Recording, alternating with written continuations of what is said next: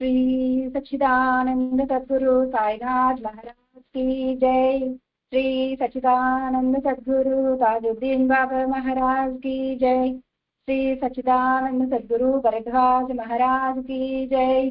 गुरुदेव Dutta. Sadhguru சாயிநாதரின் ஆசிகளுடன் master அவர்களின் கண்காணிப்பில் நடந்து கொண்டிருக்கும் இந்த சத்சங்க மகா யக்ஞத்தில் ஸ்ரீ ஹஸ்ரத் தாஜுத்தீன் பாபா சரித்திரம் நாம் அனைவரும் பாராயணம் செய்து கொண்டு சத்சங்கம் கேட்டுக்கொண்டு இருக்கின்றோம். மகான்கள் அவங்க அவதரிக்கும் போது உருவம் வேறாக, அதாவது ஸ்வீட் ஸ்டால்ல ஒவ்வொரு டிஃப்ரெண்ட் டைப் ஆஃப் ஸ்வீட்ஸ் இருக்கிற மாதிரி, ஆனா அதுல இருக்கிற குணம், அதாவது அதனுடைய தன்மை அம்சம் அப்படின்றது இனிப்பு. இது சாப்பிட்டா தித்திக்கும். ஆனா மேல் பாக்குறதுக்கு லட்டு, ஜாங்கிரி, மைசூர் பாக் இந்த மாதிரி பேர் வேற இருக்கும், உருவம் வேற இருக்கும், நிறம் வேற இருக்கும். ஆனா அந்த குணம் என்பது ஒண்ணுதான், ஸ்வீட். விதமாக மகான்கள் இந்த உலகத்துல வெவ்வேறு இடத்துல, வெவ்வேறு உருவத்துல, வெவ்வேறு பெயர்கள்ல அவதரித்தாலும் எல்லா மகான்களும் செய்யும் செயல் ஒன்றுதான். மனிதனை நல்வழிப்படுத்துவதற்காக அவங்க லீலைகள் செய்வாங்க. இந்த லீலை தேவையா அப்படின்னும் பொழுது நம்பிக்கை இருக்கிற ஒரு மனிதனுக்கு அந்த நம்பிக்கையை விசுவாசமாக மாற்றுவதற்கான முயற்சி தான் அது. குழந்தைக்கு ஃபர்ஸ்ட் இந்த ஸ்வீட் கொடுக்கும் போதோ எது வேணாலும் கொடுக்கும் போது அது வேணாம் வேணாம் வேணான்ட்டு வாய் இருக்குமா, மூடிக்குவோம். ஆனா நம்ம என்ன சொல்லுவோம், ஒரு வாட்டி அம்மா நாக்குல வைக்கிறேன், டேஸ்ட் பண்ணி பாரு திட்டிக்கும் அப்படின்ட்டு நிறைய ஆங்கிள்ஸ்ல சொல்லி புரிய வச்சு அதை கம்பல் பண்ணி அப்படி தொட்டதுக்கு பிறகு தானாவே சாப்பிட ஆரம்பிக்கும். அந்த மாதிரிதான் இந்த லீலைகளும் கூட. ஏன்னா நம் மனம் என்றது அகங்காரம் கொண்டிருக்கும். அது எல்லா நேரத்துல இருக்குமா அப்படின்னா சில நேரத்துல அதிகமாக வெளியே வரலாம். சத்வகுணம் மிகுந்த நபர்களுக்கு அது உள்ள அடங்கி இருக்கலாம், ஒவ்வொரு டைம்ல வெளியும் வரும். அந்த மாதிரி நேரத்துல அவங்க செய்கின்ற அந்த லீலைகள் நமக்கு அம்மா கம்பல் பண்ணி அந்த ஸ்வீட்டை நாக்குல தொடுற மாதிரிதான். தெரிஞ்சிப்போம், அவங்க பத்தி புரிஞ்சிப்போம். அந்த புரிதலோடு அவங்களுடைய சேயிங்ஸ் படிக்க ஆரம்பிப்போம். என்னதான் சொல்லியிருக்காங்க பார்க்கலாம் அப்படின்ட்டு. அது படிக்க ஆரம்பிச்சதுக்கு அப்புறமா மனனம் செய்து அந்த மனனத்தை நம் வாழ்க்கையில் கடைபிடிக்கும் பொழுது அவர்களின் சன்னிதானம் எப்பொழுதுமே நம்ம கூடயே இருக்கு, நாம் அவர்களின் சந்நிதியிலே தான் இருக்கிறோம் என்ற எண்ணமும் வரும். அந்த முயற்சி தான். சரி, ஒரு மகான் இருக்காரு, அவருடைய குணம் மட்டும் தெரிஞ்சுக்கிட்டு அவர் சரணடைஞ்சா போதுமா அப்படின்னு போதும் தான். ஆனா இந்த சின்ன குழந்தை பாருங்களேன், அந்த ஸ்வீட்ஸ் அந்த டேஸ்ட் காமிச்சதுக்கு அப்புறமா அதுக்கு எல்லாமே ஒரே ஸ்வீட்னு தெரியாது. இது ரெட் கலர்ல இருக்கு, இது ஒயிட் கலர்ல இருக்கு, இந்த ஹல்வா கிரீன் கலர்ல இருக்கு, இதை தொட்டா எப்படி இருக்கும், இது தொட்டா எப்படி இருக்கும், இது சாப்பிட்டா எப்படி இருக்கும் அப்படின்ட்டு சுத்துற மாதிரிதான் நாமும் எண்ணற்ற மகான்கள் லீலைகள் தெரிஞ்சதுக்கு அப்புறம் நமக்கு ஒரு புரிதல் வரும். அது என்னன்னா, கடவுள் என்றது உருவம் கிடையாது, பேரு கிடையாது, அது வெறும் ஒரு சைத்தன்ய சக்தி, ஒரு ஆற்றல். அந்த ஆற்றல் எல்லா வல்லமை கொண்டது.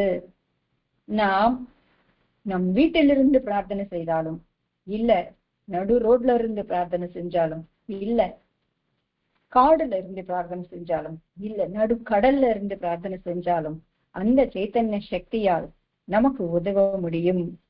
நம்ம எப்பவுமே கண்காணித்து கொண்டே இருக்கும் என்ற நம்பிக்கை தான் கடைசியில வரும். வந்ததுக்கு பிறகு நம் மனம் அவர்களின் அரவணைப்புக்காக, அவர்களின் அன்புக்காக தவிக்க ஆரம்பிக்கும். அந்த தவிப்பு வந்ததுக்கு பிறகு என்ன நடக்கும் அப்படின்னா, அவருக்கு இது பிடிக்கும், நான் இதை செய்வேன், இதனால எனக்கு கஷ்டம் வந்தாலும் பரவாயில்ல, நான் பண்ணுவேன் அப்படின்ற ஒரு விஷயம்.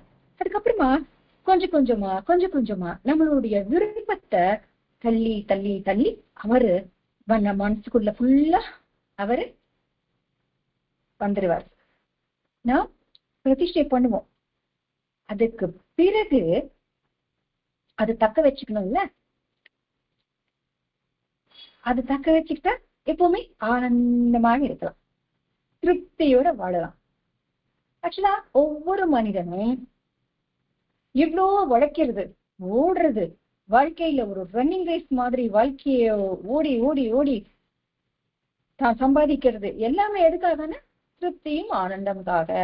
ஆனா தான் ஓட்டத்துல லௌகிகமான விஷயம் நோக்கி ஓடினாலும், செல்வங்களை பார்த்து ஓடினாலும், மக்களை பார்த்து ஓடினாலும் தனக்கு இந்த திருப்தி ஆனந்தம் என்றது எங்கேயுமே கிட்டாது.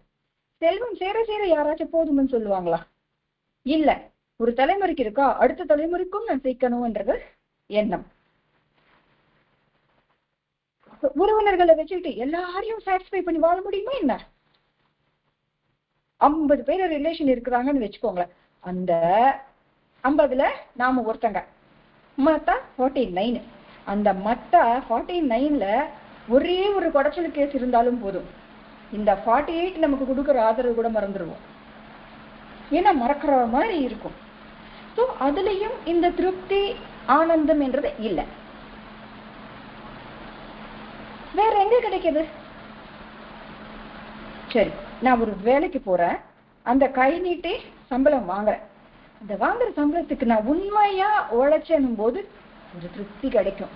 ஏன்னா இன்னைக்கு நான் சாப்பிடுற சாப்பாடு நான் யாரையுமே ஏமாத்தலன்ற எண்ணம் கிடைக்கும். அங்க கொஞ்சம் மனிதன் திருப்தி அடைகிறான். அதனாலதான் ஒர்க் இஸ் வர்ஷிப்னு சொன்னாங்க. அதுக்கு பிறகு மனிதன் என்ன கத்துப்பான்னா, தன்னுடைய தாய் தந்தைக்கு செய்யற சேவை அது தெரிஞ்சுக்கிட்டு புரிஞ்சுக்கிட்டு செய்ய ஆரம்பிச்சார்னா அதுலயும் திருப்தி சாந்தி என்றது இருக்கு கொஞ்சம் அப்படின்னு தெரிஞ்சுப்பா. எப்படின்னா, எனக்கு இந்த பிறவியை கொடுத்தாங்க, எந்த ஒரு குறையில்லாத ஒரு பிறவி, ஒரு வாழ்க்கை என்னை வளர்த்து நான் எவ்வளோ நல்லவனாக வளர்வதற்கு, இன்னொரு குடும்பத்தை நான் லீட் பண்றதுக்கு இவங்க இந்த உதவி செய்யல, என்னால முடியாதல்ல, அவங்களுடைய ஒத்துழைப்பு தானே, அவங்களுடைய கனவு தானே, அவங்களுடைய ஆசை தானே நான் அப்படின்னு புரிஞ்சுக்கிட்டு தாய் தந்தைக்கு சேவை செஞ்சான்னு வச்சுக்கோங்க. அப்ப மனம் கொஞ்சம் திருப்தி அடையும். இது இவ்விதமாக போக போக போக கடவுள் என்ற ஒருத்தர் இருக்காரு, அவர் தான் என் மனம் ஃபுல்லா நிறைஞ்சிருக்காரு அப்படின்ற எண்ணம் வரும்போது மனிதன் எப்பேற்பட்ட நிலையில இருந்தாலும் அவனுக்கு அந்த திருப்தி ஆனந்தம் என்றது கண்டிப்பா கிடைக்கிறது. அப்ப எப்படி கிடைக்கிறது இதெல்லாம் அப்படின்னு பார்த்தோம்னா, நாம் அவரை பார்த்து அவரை நோக்கி ஒரு அடி வைக்கும் பொழுது என்னுடைய கடமையை நான் கரெக்டா செய்ய வேண்டும், என்னுடைய வேலையை நான், அதாவது என்னோட டியூட்டி, எதெல்லாம் என் டியூட்டி, ஒர்க் பண்ற இடத்துல, அது வீட்டில்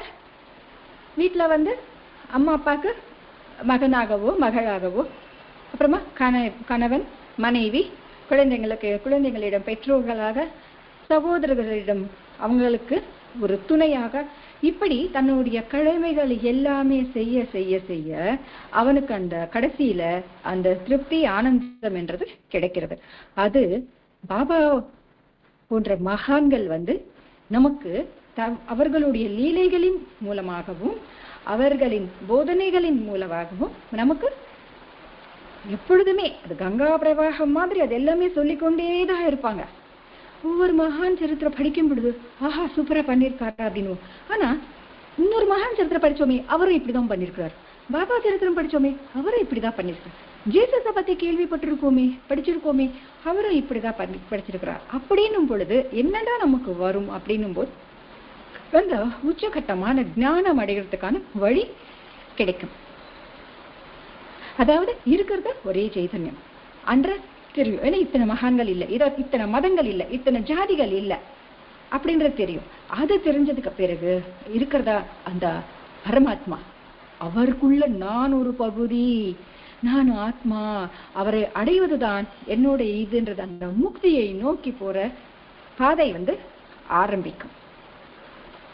அப்படி இந்த மகான்கள், இத்தனை மகான்கள் சரித்திரத்தை மாஸ்டர் அவர்கள் நமக்கு ஏன் கொடுத்தார் அப்படின்றதுக்கு எல்லா விதமான மகான்களுடைய சரித்திரம் பார்த்தா, எல்லாரும் சொல்றத பார்த்தா சத்தியமும் தர்மம், நம்மளுடைய கடமையை நாம் ஒழுங்கா செய்கிறது, இதுதான் சொல்லியிருக்கிறாங்க. உன்னை நீ எப்படி நேசிக்கிறாயும் மற்றவர்களையும் அப்படி நேசின்னு ஒரு மகான் சொன்னா, சர்வே ஜனா சுகினோ பவந்து லோகா சமஸ்தா சுகினோ பவந்து என்று வாழுன்னு ஒருத்தங்க சொன்னா, தர்மோ ரக்ஷதி ரக்ஷதா, நீ தர்மத்தை கடைபிடி, கடவுள் உன் பக்கத்திலேயே நான் எப்பவுமே இருப்பேன் அப்படின்ட்டு ஒவ்வொரு மதம் ஒவ்வொரு விதமாக இதுதான் போதிக்கிறாங்க.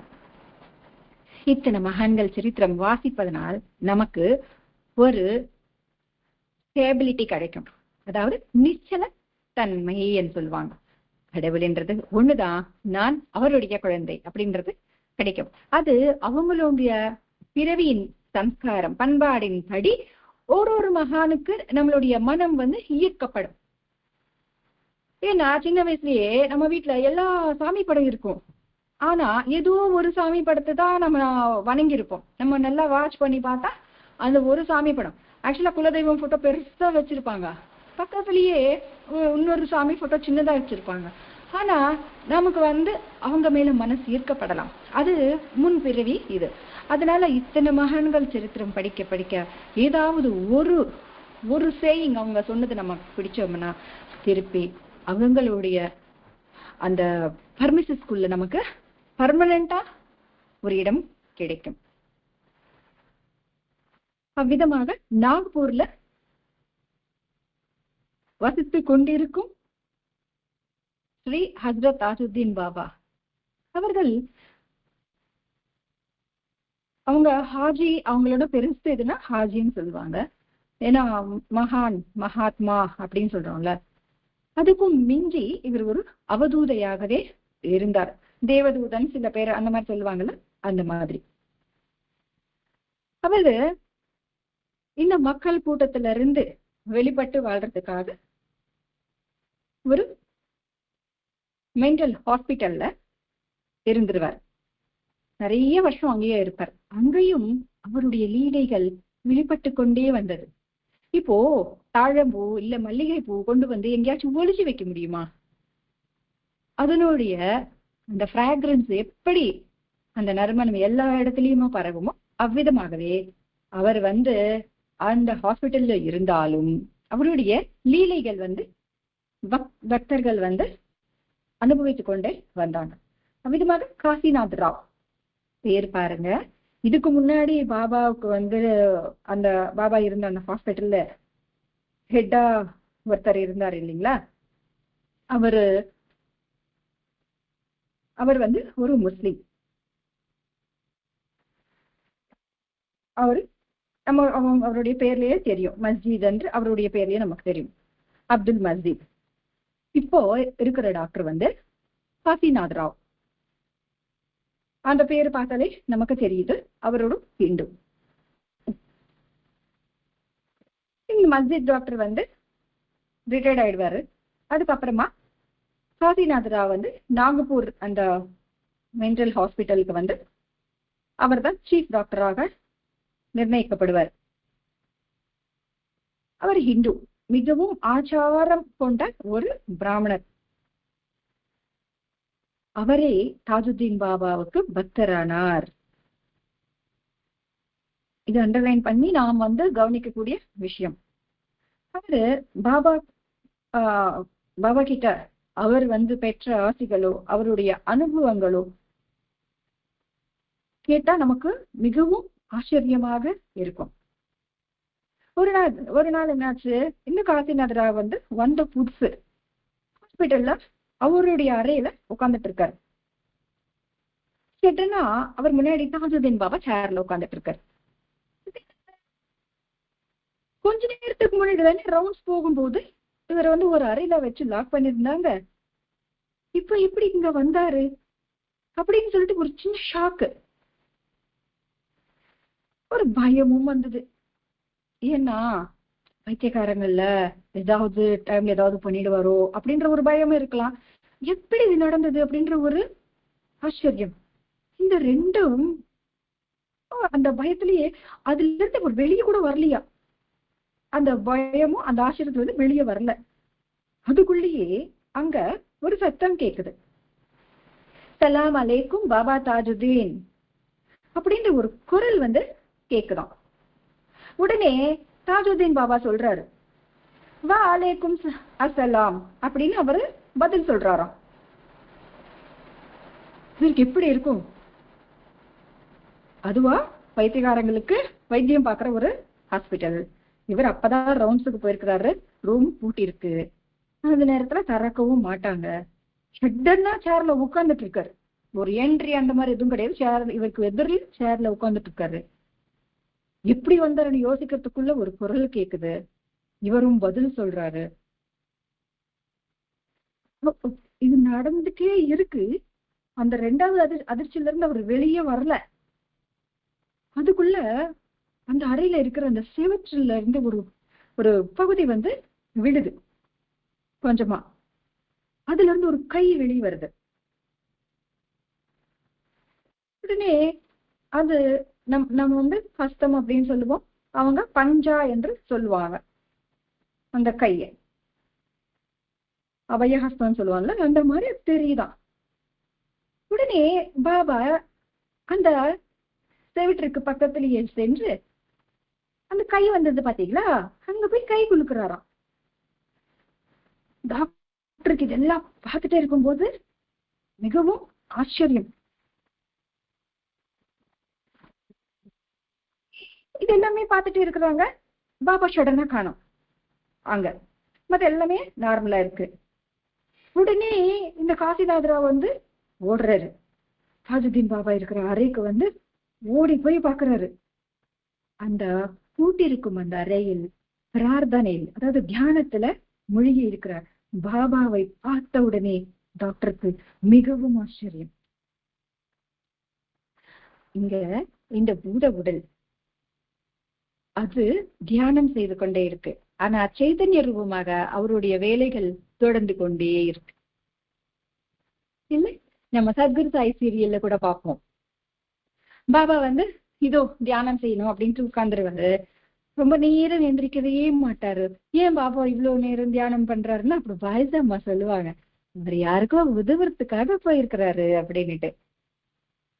அதாவது இந்த உடல் இருக்கு நமக்கு எல்லாம் பாக்குறதுக்கு, அங்க அதே உருவத்துல இன்னொரு வேலை நடக்குது.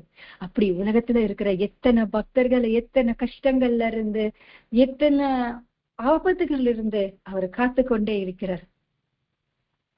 எண்ணற்ற பேருக்கு நான் சேவை செய்யறதுக்கு லட்சக்கணக்கான மைல்களை தாண்ட வேண்டும் அப்படின்னு பாபா சொல்லியிருக்கிறாருல்ல. அது யோசிச்சு பார்த்தாலே இங்க நம்ம சேஜார்த்தி பாடிட்டு பாபா அமைதியா தூங்குங்க, நாங்களும் போய் தூங்குவோம், குட் நைட்ன்னு சொல்லிட்டு நாம தூங்கிடுவோம். ஆனா அமெரிக்கால அப்பதான் காக்கடார்ட்ட ஆரம்பிப்பாங்க. அப்ப பாபா இங்க தூங்குறாரா, இங்க அங்க முழிச்சு இருக்கிறாரா? அதாவது அவங்களுடைய இந்த மனிதர்கள், இந்த பூமி மேல இருக்கிற இந்த மனிதர்களுக்கு சத்குருவாக தோன்றி அவர்களை முக்தி அடைய செய்யணும் என்ற ஒரு காரணத்துக்காக எவ்வளவு சிரமம் ஏத்துக்கிறாங்க கடவுள். எதுக்கு சிரமம்னு சொல்றோம்? அவர்தான் எல்லா வல்லமை பெற்றவர் இல்ல, மானுட பிரிவை எடுத்ததுக்கு பிறகு, அந்த தேகத்தை தரித்ததுக்கு பிறகு அதுக்கான எல்லா உடல் உபாதைகளும் அவங்க அனுபவிச்சுதான் ஆகணும். இதுக்கு எல்லா மகான்கள் சரித்திரத்துல நாம பார்த்துன்னுதான் இருக்கின்றோம். உடனே அவர் போய் பாக்குறாரு. பாபா அங்கேயே தியானம் பண்ணிட்டே இருக்காரு.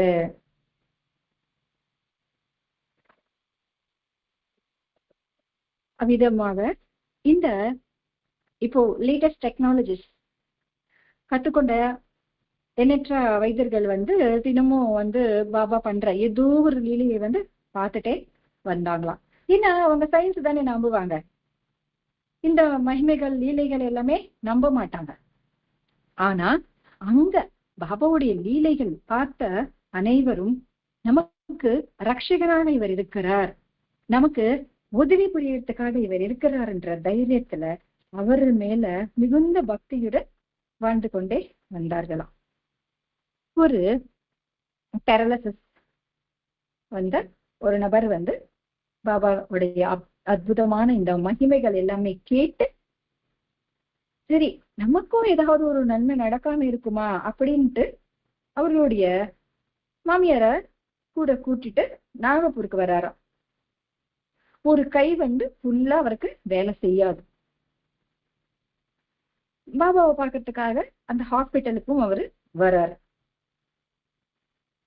அந்த வைத்தியம் பார்க்குற அந்த ஹாஸ்பிட்டல்ல இங்க இருந்தும் ஒரு ஹாஜி, அதாவது எங்கன்னா மக்கால இருந்த ஒரு ஹாஜியும் அங்க வந்திருந்தாராம்.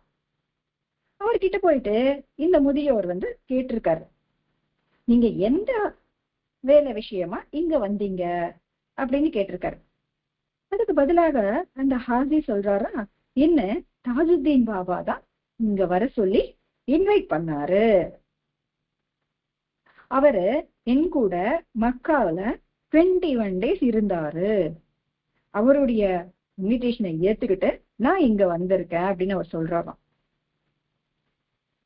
இது எல்லாமே அங்கேயே இருந்து கேட்டுக்கொண்டிருக்கிற டாக்டர் காசிநாத் ராவுக்கு அப்படியே ஒரு ஆச்சரியம், ஷாக்கு. ஏன்னா சில ஆண்டுகளாக பாபா அந்த மென்டல் ஹாஸ்பிட்டல்ல இருந்து வெளியே கூட போகவே இல்லை. அப்படி ஏற்பட்டவர் மக்காவுக்கு போயிட்டு 21 days இருக்கிறதுக்கு வாய்ப்பே இல்லை. என்னைக்குமே அவர் இல்லாத மாதிரி ரிஜிஸ்டர் இல்ல. அவருக்கு தெரியும்ல, இது எல்லாமே அவர் டெய்லி பாக்குறாங்க அப்படின்ற அட்டெண்டன்ஸ் அங்க இருக்குல்ல. அவருக்கு மிகுந்த ஆச்சரியம். போறாரு பாபா கிட்ட, ஓடி போறாரு, அந்த பக்தி பாரவசத்தோடு போறாரு. பாபாவின் கால்களை பிடித்து கொண்டு அழ ஆரம்பிக்கிறாரு. அதாவது அழ கிடையாது, அது அனுபூதியை கொண்ட மனம் அதனுடைய அந்த உணர்வைய வெளிப்படுத்துறது தான். அது கண்ணீராக வெளியே வருது, சிலது வார்த்தைகளாக வரும். எப்படின்னா குரு சரித்திரத்துல பாருங்க, நந்தி சர்மா, நரஹரி சர்மா, இவங்க எல்லாருமே அந்த மாதிரி ஒரு அற்புதமான லீலையை பார்த்த உடனே ஒரு ஸ்லோகம் பெருசா அஷ்டகம் அந்த மாதிரி ஸ்லோகங்கள் எல்லாமே எழுதுனாங்க. இவருக்கு வாயில வார்த்தை வரல, கண்ணுல தண்ணி அப்படியே தாரையா கொட்டுதான். அப்போ பாபா சொல்றாரா, இப்ப நீ கேட்டதை பத்தி மற்றவர்கிட்ட சொல்லி என்னை புகழாத அப்படின்னு சொல்றாராம். பாருங்க, பாம்ப்ளேட் அடிச்சுட்டு பேனரை வச்சு பப்ளிசிட்டி பண்ணிட்டு இருக்கிற இந்த காலத்துல உண்மையான சத்குரு என்றவர் எப்படி இருப்பார்ன்றது இந்த மகான்கள் சரித்திரம் வாசிக்காம நமக்கு எப்படி தெரியும்? இப்போ ஒரு சின்ன இது நடந்தா போதும், நான் இந்த வேலை பண்ணேன், அது அப்படி நடந்துச்சு, இது இப்படி நடந்துச்சு, நீ போன் பண்ணி மத்தவங்களுக்கு சொல்லு, நீ ஊர்ல பேனர் அடிச்சு பேனர் வை, அங்க பாம்ப்ளேட் கொடு இப்படின்னு சொல்றோம். ஆனா இவர் சொல்றாரு, இத பத்தி யாருக்கும் சொல்லி என்ன புகழ்ந்து பேசாத அப்படின்னு சொல்றாராம்.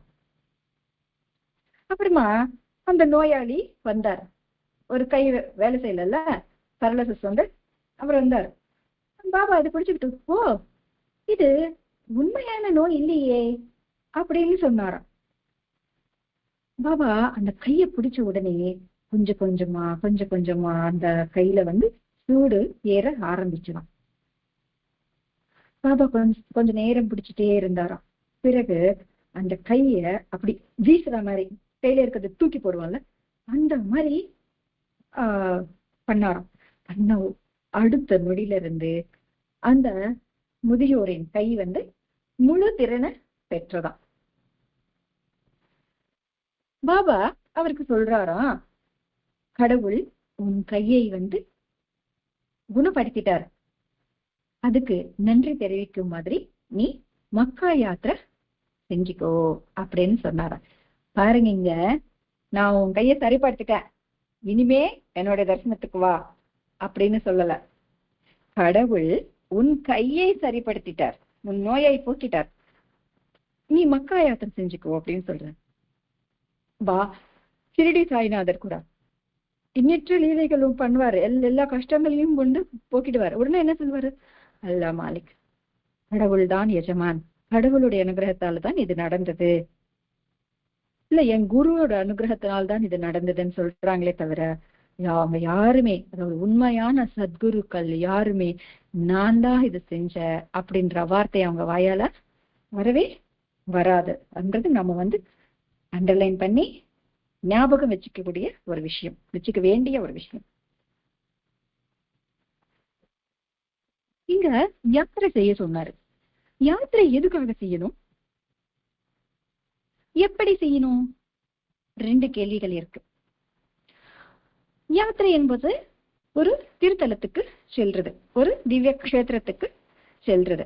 அங்க செல்லும் பொழுது நிறைய மகான்கள் அந்த இடத்துல தங்களுடைய தபோ மகிமையை வந்து அங்க பிரதிஷ்டை பண்ணிருப்பாங்க.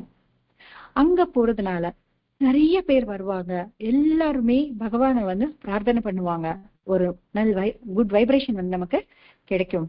அங்க அவருடைய, அதாவது எண்ணற்ற மகான்கள் வந்து போன அந்த திருத்தலத்துல மிகுந்த ஆற்றல் இருக்கும், சத்துவகுணம் அதிகமாக நாம் வந்து பெறலாம். இது எல்லாத்துக்காக யாத்திரை செய்ய சொல்லி சொல்றாங்க. எப்படி செய்யணும்? கடன் வாங்கிட்டு போக கூடாது பாபா சொல்லியிருக்கிறார். பிறகு கிளம்புறதுக்கு முன்னாடி அவருடைய அனுகிரகம் இல்லாம நம்ம போக மாட்டோம்ல, அவருடைய அனுகிரகம் முழுசா பெறணும்ல, அதுக்காக எந்த யாத்திரை தீர்த்த யாத்திரைக்கு நீ போகும்போது முன்னாடி பாராயணம் செய்ய சொல்லி மாஸ்டர் சொல்லியிருக்கிறார். ஏன்னா அந்த பாராயணம் செய்யும் பொழுது நாம் செல்லக்கூடிய இடம் எப்பேற்பட்டது, அதனுடைய மகத்துவம் எப்பேற்பட்டது, அங்க எவ்விதமான பலன்கள் எல்லாரும் பெற்றிருக்காங்க, அந்த இடத்துல நாம் எப்படி நடந்துக்கணும், இந்த விஷயம் எல்லாமே நமக்கு தெரியும். அதாவது ஒரு தீட்சை மாதிரி, மனசுக்கு வெளிப்படையா துணிய அணிற தீட்சை கிடையாது, மனசுக்கு அது ஒரு அலாரம் மாதிரி.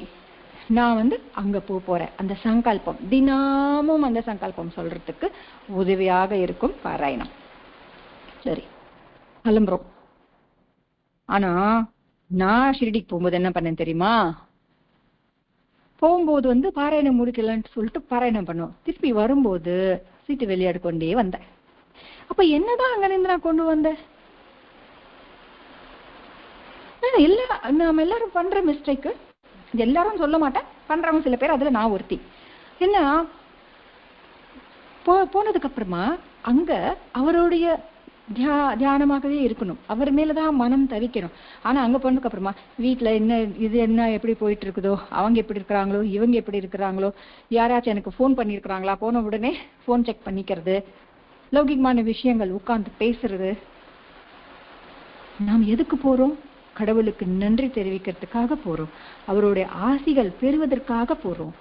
அப்படி இருக்கும் பொழுது நாம் நம்மை எப்படி டியூன் பண்ணிட்டு போகணும், இது எல்லாமே மாஸ்டர் வந்து பாராயண மகத்தியத்துல இந்த நாம் வந்து என்ன விதமாக பாராயணம் பண்ணி செல்லணும் அப்படின்னு சொல்லியிருக்கிறார்.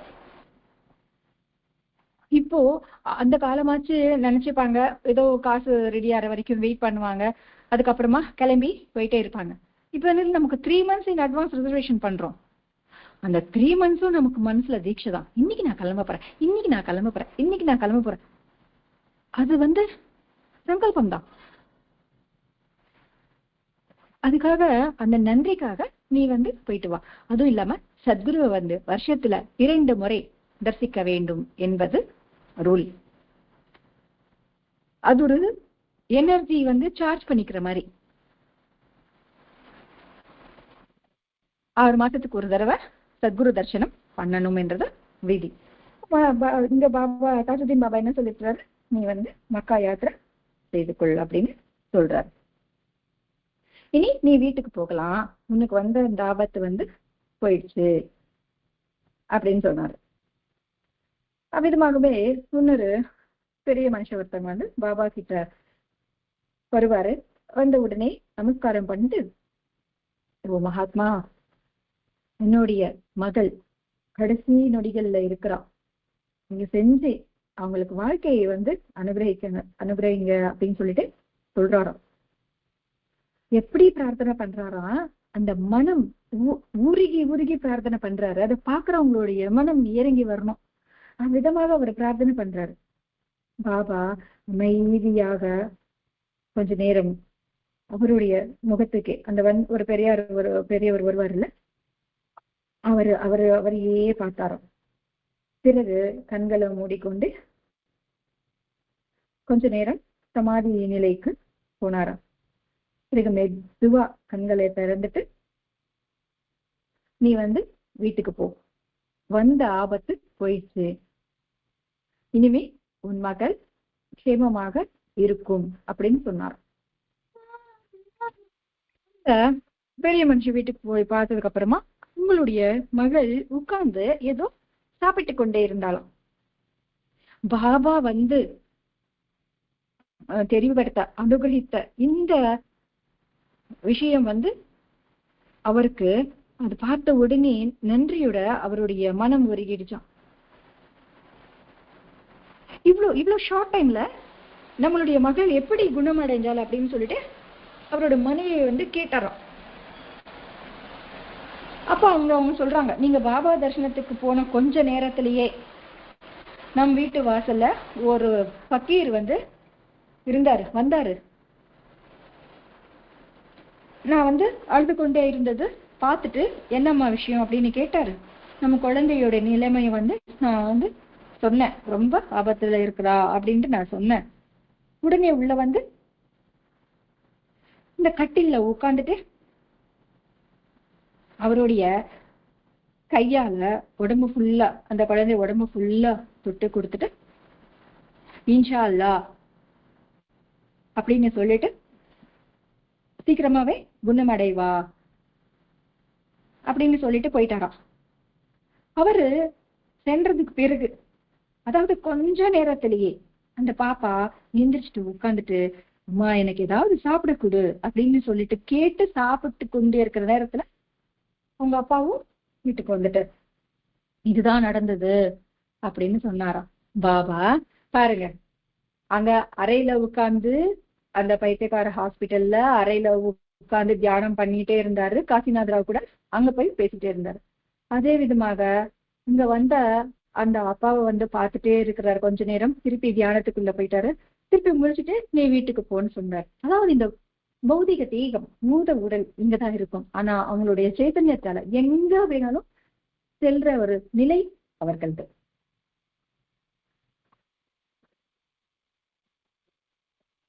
அவ்விதமாக பாபாவை பார்க்கணும் அப்படின்னு சொல்லிட்டு அலிகர் முஸ்லிம் யூனிவர்சிட்டியில இருந்து சில ஸ்டூடெண்ட்ஸ் எல்லாரும் சேர்ந்து வந்தாங்க.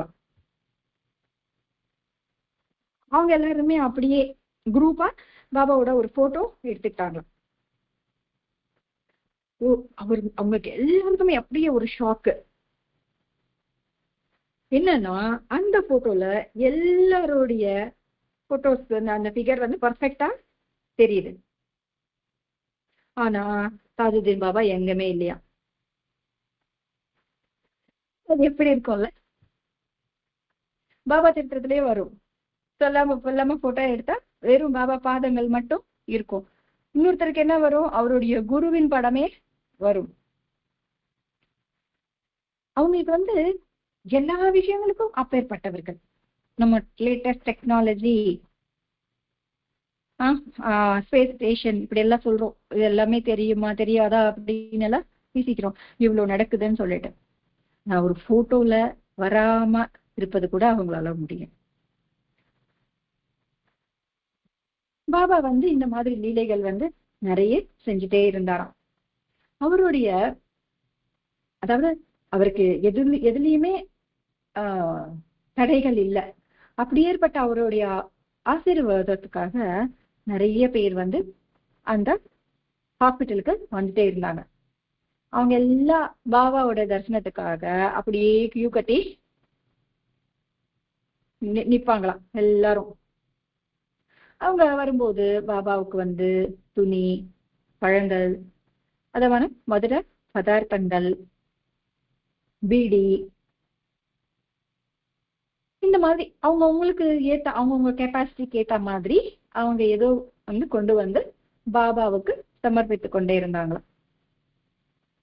பாபா அவைய அந்த பொருட்கள் எல்லாமே தொட்டு திருப்பி அவங்களுக்கே கொடுத்துருவாராம். இல்ல அந்த கூட்டத்துல அவருக்கு தோன்ற யாரோ ஒருத்தங்களை கூட்டு அவங்களுக்கு கொடுத்துருவாராம். அவருடைய திவ்ய சக்திகள் பார்த்ததுக்கு பிறகு அந்த எல்லாருமே பக்தர்கள் ஆனாங்கல்ல, அதுல வந்து பெரிய பெரிய டாக்டர்ஸும் இருக்காங்க.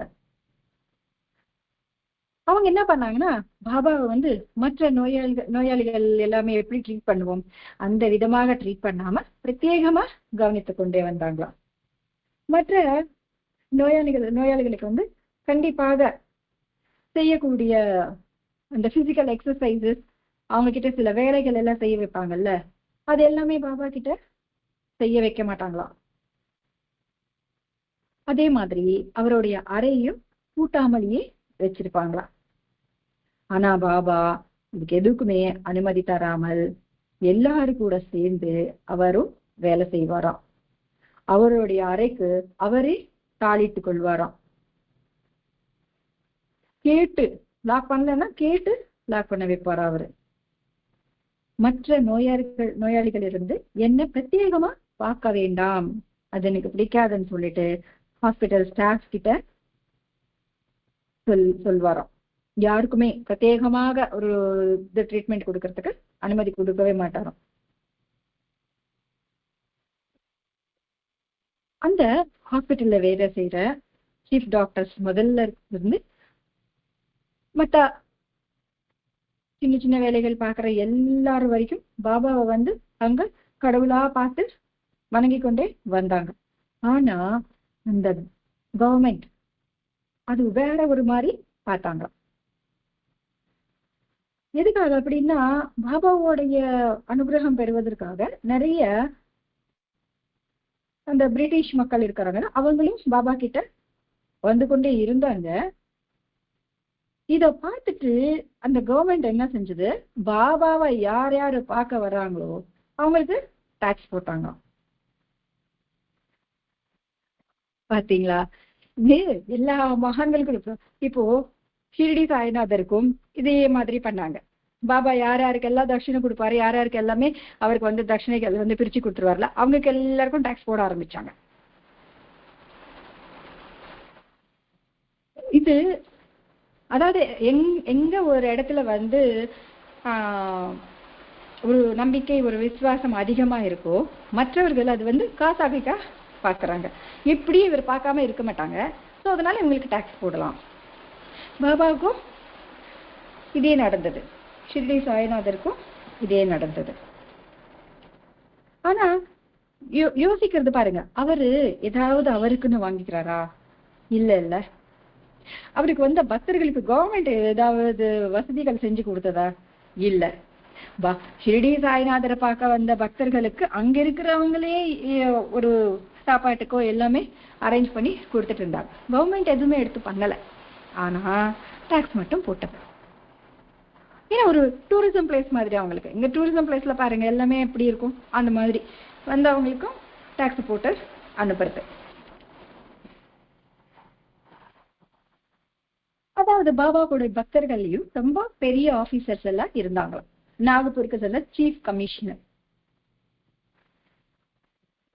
கர்னல் ரோ அப்படின்றவர் வந்து பாபாவுக்கு முக்கிய பக்தரா, அதாவது ஆங்கிலேய மக்கள்ல அவர் ஒரு முக்கிய பக்தர். பெரிய வேலை. அவர் கூட பாபா தரிசனத்துக்கு வந்து கொண்டே இருந்தாங்களாம். எக்ஸ்ட்ரா அசிஸ்டன்ட் கமிஷனர் ஆனா ஹபீஸ் விலையா துல்லா கான் அப்படின்றவர் நாகப்பூர் டிஸ்ட்ரிக்ட்ல வந்து போலீஸ் சூப்பரிண்டென்ட் மிஸ்டர் மோத்தி அப்படின்ற ஒருத்தர் கூட பாபாவுக்கு முக்கிய பக்தர்களானாங்களாம். எல்லாமே ஹை பொசிஷன்ல இருக்கிறவங்க.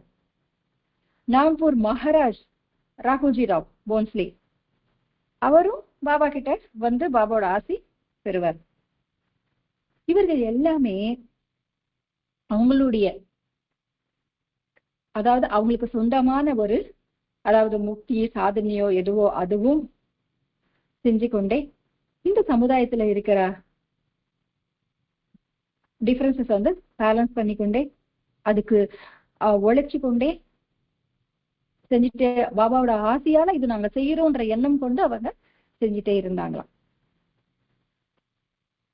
இங்க பாருங்க, மகான்களுடைய ஆசி என்பது அந்த ஜாதி குலம் மதம் அந்த மாதிரி எதுவுமே இல்லாம எல்லாருக்கும் கிடைக்கும். அவங்களுடைய அந்த அனுகிரகம் பெறணும் அப்படின்னா அதுக்கான முக்கிய சாதனை வந்து பாராயணம். இந்த திருநூல் தான் நம்மளுடைய வெப்பன். இந்த பாராயணத்தினால் பெற முடியாது என்பது எதுவுமே இல்லை. இப்போ நாம் எல்லாரும் தாஜுத்தீன் பாபாவுடைய சந்நிதியில தான் இருக்கின்றோம். ஏன்னா பாகவதத்துல கிருஷ்ணரும் சொன்னாரு, நிஜானந்த ரூபத்துல நான் வந்து பாகவதத்துல எழுத்துருப்பமாக இருப்பேன்னு சொல்லிட்டு. பாபாவும் அவரோட சரித்திரம் எழுதுற ஹேமாத் பந்த் அவர்களுக்கும் சொன்னார், அந்த அந்த திருநூலில் நான் தான் இருப்பேன்னு சொல்லிட்டு. எல்லா மகான்களும் அதுதான் சொல்லியிருக்கிறாங்க. ஆகைய அவருடைய சந்நிதியில் நாம் இருக்கிறோம். தத்தசாயி மாஸ்டர் எப்பொழுதுமே நம்ம கண்காணிச்சுட்டே இருப்பாங்க. அவர்களுடைய இந்த அரவணைப்பில் நாம் அனைவரும் நம்மளுடைய கடமைகள் நன்றாக செய்து கொண்டே தந்தையின் ஆசி பெற்றுக்கொண்டே ஆனந்தமாக வாழ பாராயணம் சத்சங்கம் நாம் செய்து கொண்டே மற்றவர்களுக்கும் தெரிவிப்போம். ஸ்வஸ்தி. ஸ்ரீ சச்சிதானந்த சத்குரு சாய்நாத் மகாராஜ் கி ஜெய். श्री सच्चिदानंद सद्गुरु हजरत ताजुद्दीन बाबा महाराज की जय. श्री सच्चिदानंद सद्गुरु भरद्वाज महाराज की जय. गुरुदेव दत्ता.